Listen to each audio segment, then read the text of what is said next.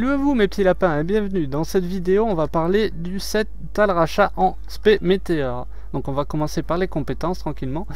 Donc l'orbe électrique, l'onde électrique avec l'orbe transperçant, la météore en pluie de météores, la téléportation, calamité, très important, la calamité c'est vraiment la base du build, le blizzard, la glaciation, l'enchantement d'armes avec conduction pour, récupérer de la puissance arcanique, l'armure des tempêtes en puissance des tempêtes pour réduire le coût de la puissance arcanique, donc en passif anomalie instable, insaisissable pour réduire les dégâts, sensibilité élémentaire la base puisqu'on joue en Talrasha, et hardiesse parce qu'on est constamment au corps à corps, donc pour avoir une augmentation de 15% des dégâts supplémentaires.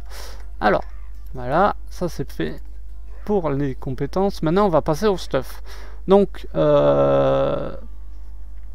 sans cette arme-là, le build n'est pas possible. Et, en fait, parce que ça permet, en fait, le build consiste à stun en AOE tout le temps. Donc, faut vraiment cette arme. Si on n'a pas cette arme, faut pas chercher, on peut pas. Donc voilà, le naviguer. Alors, moi j'ai mis en réduction de coût de ressources parce que ce build là consomme énormément de ressources, donc partout où on peut mettre de la réduction de coût de ressources on le met, hein. Il n'y a pas de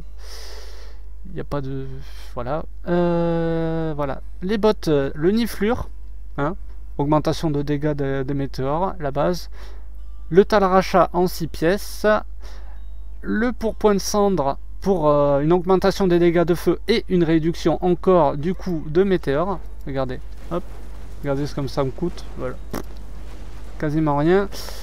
Les défenseurs pantois antiques, très important pour la survivabilité, comme on est tout le temps au milieu des packs de mobs, forcément pour les stuns, ils sont stun en boucle, donc on réduit les dégâts qu'on reçoit si y en a un qui passe à la trappe ou quoi, s'il est insensible ou quoi, pour réduire les dégâts qu'on subit. Les épauliers du roi squelette, on choisira parce que on peut pas mettre les deux pièces on peut pas mettre les deux pièces en fait de l'oiseau de feu, donc du coup on choisira ces épaulettes là. Le fameux catalyseur contrainte, hein, parce que hop hop hop hop, enfin je vous montrerai tout à l'heure. Donc voilà les 6 pièces, hein.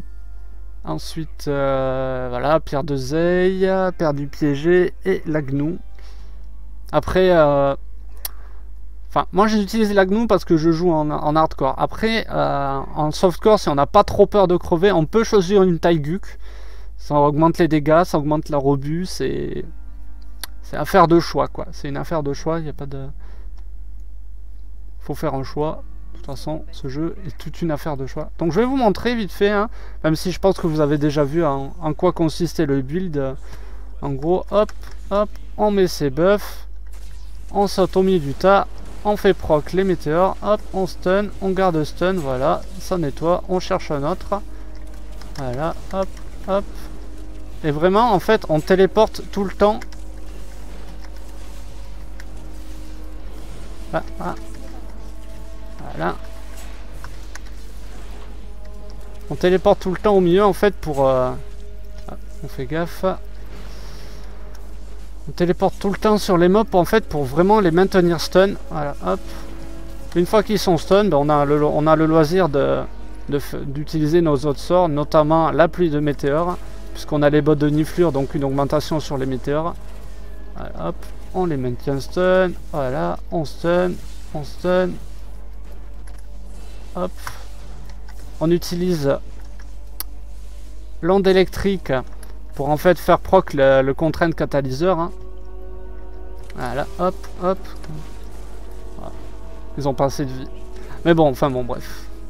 Je pense que vous avez saisi le concept, hein. On va au milieu, on stun, on stun, on stun, et on caste nos sorts. Pendant que les météores arrivent et font le taf. Voilà, hop, hop. Donc avec assez de coûts de ressources et tout, on peut faire de la GR 50+, hein. C'est juste Moi qui suis un peu peureux, et je tiens à mon sorcier et ce build est vraiment... en gros, la moindre petite erreur peut vraiment être fatale, donc du coup, voilà. J'espère que ce petit tuto vous aura plu. N'hésitez pas à lâcher des commentaires. Sur ce, je vous dis à bientôt pour d'autres vidéos. Ciao, ciao!